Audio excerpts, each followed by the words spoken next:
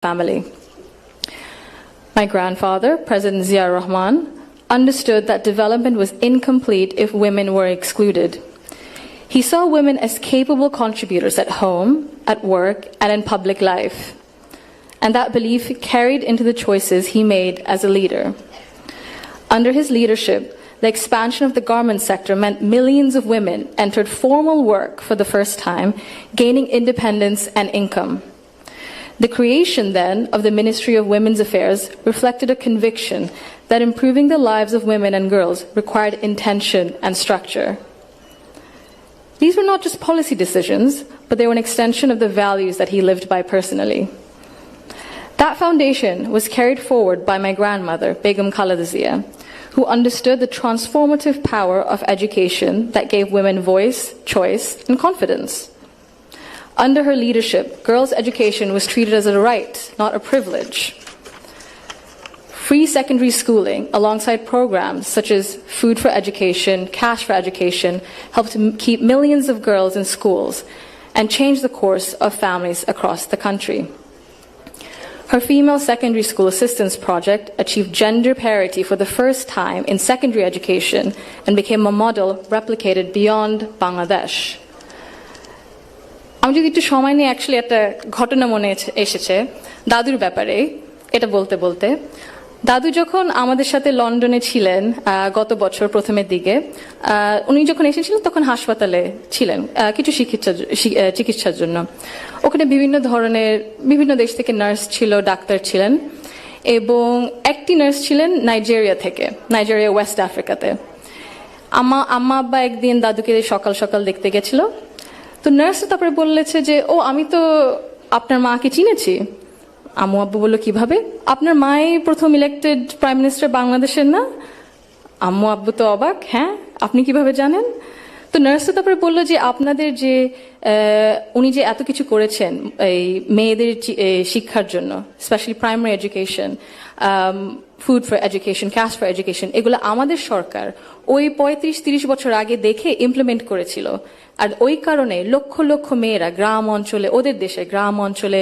বিভিন্ন জায়গায় সদরে এখনো শিক্ষা পাচ্ছে অন্তত প্রাইমারি এডুকেশন লেভেলে সো ভাবলাম একটু শেয়ার যদি করি এখানেই করবো আপনাদের সাথে জি She also understood that education alone was not enough if women were not supported to remain in public and economic life. Supporting women to access credit, build livelihoods, and grow small businesses mattered. So did recognizing the realities of motherhood, of childcare, and that required systems being strengthened around maternity leave and childcare, which she did. That is because women were made to choose between family and participation in the economy. For me, these legacies show the values that I saw both reflected at home and in public. I was privileged to grow up surrounded by exceptional women, confident, capable, and accomplished. I was equally fortunate to have male role models, including my father and my grandfather, who valued those women and never felt threatened by their strength or ambition. In fact, the four most important people in my father's life, in my opinion, have been women for decades. And he has treated them with deep respect and reverence, not as an exception, but as the norm. Because of this, I grew up with what I now recognize was a skewed understanding of society. Living between Bangladesh and the UK taught me something important. Policies and access alone do not create equality. You can expand education, pass laws, set national targets, but if social norms and daily expectations and mindsets remain unequal, empowerment remains fragile. This is not about overt discrimination. Inequality often survives through habit and comfort, through what feels normal. In Bangladesh, women still perform around 85% of unpaid household and care work, spending over 7 times as many hours as men on this labor each day. This work is valued at 19% of our GDP and remains largely invisible in economic planning and national decision-making. This makes something very clear. Gender equality is not a women's issue, it is an economic and national issue.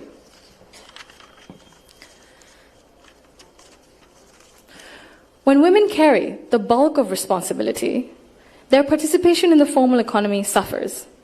Despite significant gains in girls' education, women's labor force participation in Bangladesh remains below 40% compared to over 80% for men. Women are far more likely to step back from paid work after marriage or childbirth, not because they lack ability or ambition, but because systems assume they will absorb the cost. This imbalance begins early. Girls are expected to adjust their ambitions around family needs, while boys are rarely taught that responsibility and care are shared obligations. Over time, this became structural and progress stalls.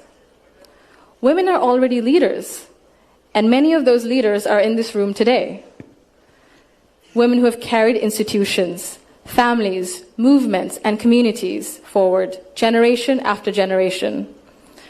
Bangladesh's progress bears your fingerprints, even when history has not always said your name out loud. This brings me to a central point. Belief means nothing without action. To the men among us, our fathers, our brothers, our sons, our husbands, our colleagues and friends, your support for women's rights matters. Your celebration of women's success matters, but equality cannot survive on words alone. If systems and expectations continue to rely on women's sacrifice as the default, inequality continues comfortably. Fathers, in particular, I believe, have a unique role in breaking this cycle. I'm an only child, and I never was once made to feel that my parents wished for a son instead. My father once scolded someone for even asking that question. He understood that while I was treated with respect and care at home, the world outside would not always be the same. So he made sure that I could navigate it with confidence. What shaped me were not his speeches, but his consistency. Through his daily choices, he showed me what I should expect from the world. This is how change becomes sustained. When men confront in our lives, in our homes, unconscious bias honestly and model their behavior through respect and action, they create space for women not just to survive, but to thrive. In Bangladesh, the cost of inaction is visible. Girls' dropout rates sharply rise during adolescence. Women in public life, in leadership, face harsher judgment. In Bangladesh alone, there's a statistic that 78% of women have faced harassment online, primarily from Facebook.